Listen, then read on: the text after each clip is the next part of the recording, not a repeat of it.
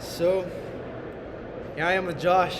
I don't know how the hell I ended up in this situation, but here we are.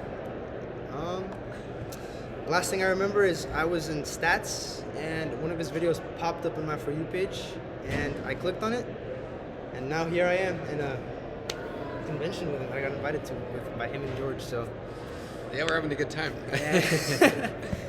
We don't really know what the hell to talk about, but I guess I want to ask you, how much do you think you've developed from when you first started your first venture, like ever, like, to now?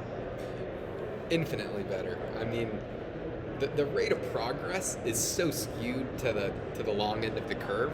If you're looking at yourself on a day-to-day basis, or a week-to-week, or month-to-month, or even a singular year, I don't see drastic results.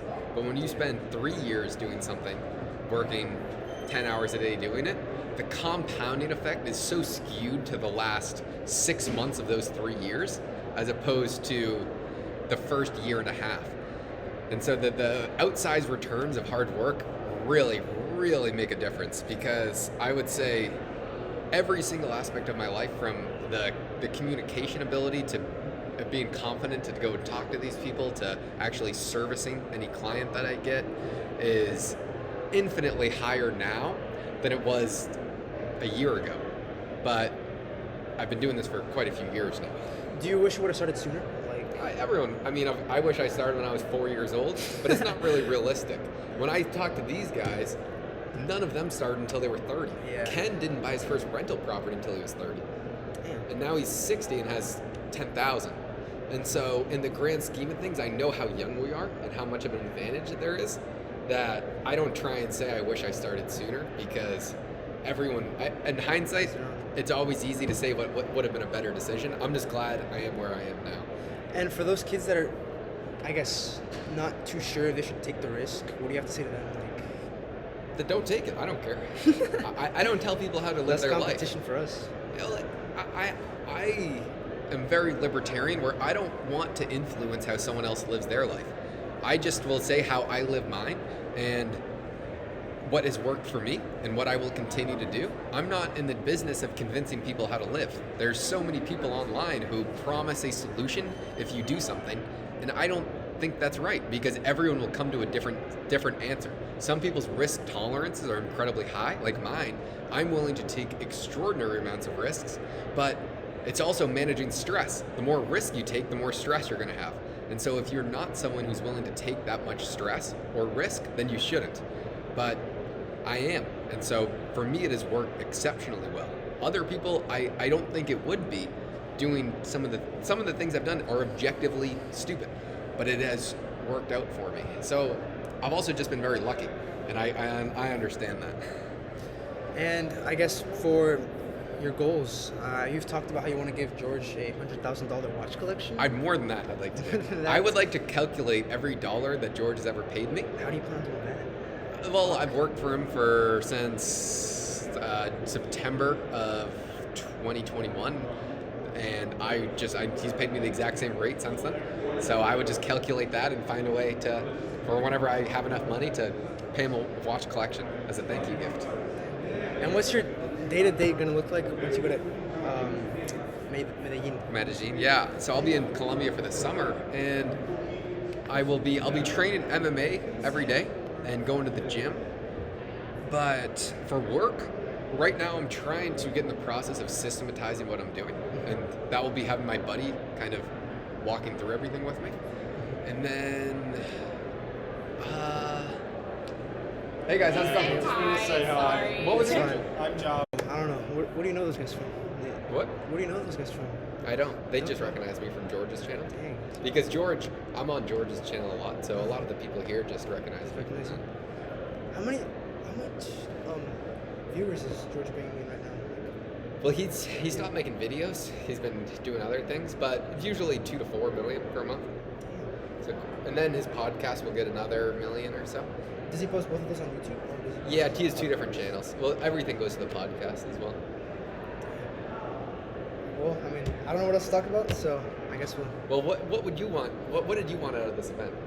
I wanted just to meet people, and I got exactly that. I got like 7 different people's phone numbers, and I learned a new skill that I didn't know I had. What was that? I guess my intuition and feeling out people that I don't like. I know are just sketchy as fuck. Like, Yeah. I don't want to say his name, but But there's definitely a gentleman who is not a guy you want to do business with. yeah, is he's he? just. I was talking about it with Mr. Ross, and Who? what's his name?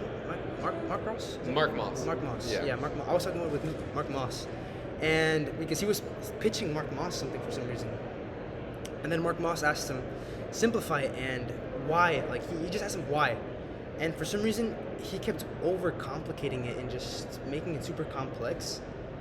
And he like how are you supposed to sell someone if you can't simplify it and just make it What like Ken always says is the best deals are done on the back of a napkin. Because when the math makes sense and the deal is easy, then it is a very easy deal. When it's a super bad deal, that's when you have to add all the complexities to it. And so this same guy, he has like 8 businesses, or at least he says he does, I think he has 12. and whatever it is. And that just shows a non-focusedness of being able to really concentrate on one thing, which is something I've really learned from the really successful people is you just stick to one thing for a really long period of time. And I feel like he's all over the place because he told me he has he made 6 figures in a year, and then he told Mark Moss he made 8 figures in 1 year. So it's like stuff isn't really adding up. Yeah. So it's you also I guess you got to look out for that stuff. Like Oh, people do that all the time, but I would say your gut feeling is just about always correct. And so when you talk to somebody and you get some sort of gut feeling about them, just trust it. I've never once regretted like trusting my gut feeling because you know deep down, whatever it is, whether it's like a cheating spouse or you're gonna get fucked over by a business partner. yeah, I mean, you like that. always know. In hindsight, anytime you've had a friend that turned out not to be a great friend, every single time I've always known in the back of my mind that you realize afterwards. Dicks, yeah. How's it going? Another person. So Gene's at dinner right now. He's at dinner with. Watching the videos that I made with Josh, and I had to stop them because people kept coming up to Josh, and they just recognized him. So it kind of kept interrupting us, but overall, it was a fucking crazy conversation that I had with him. I look up to him a bunch. I mean, I don't want to say I have idols, but if I have someone that I look up to and that I want to become like at that age, it's definitely him because I know a lot of people look up to Iman Gaji, and he's awesome. He's kind of the one that got me into all this, but I like the way Josh is taking things, and I feel like he's gonna hit the $1 billion mark before Iman is, because I don't know, it's just something that I feel. Because Iman, he's what, 23, 24, and he's probably worth, I don't know, probably like $15 million, and Josh isn't worth that much just yet. But based off what I see Josh doing, I personally feel that he's gonna pass Iman in the next 5 to 10 years, from what I've seen, because I'm not gonna say I've researched Iman, but I've definitely seen fuckload of his videos. I got his course, so I've definitely I've looked at Iman from a bunch of different perspectives, and I just think Josh is gonna pass him up. But yeah, I just want to thank George again and Josh for presenting me with this opportunity and just giving me all these valuable insights, so that now I can actually make something of it and grow and just I don't know. I don't really know what else to talk about, but what a great weekend. Everything's happening so fast. I'm thankful for it. Also, thank God that he presented me with this. It's really who it comes down to is God. So, yeah.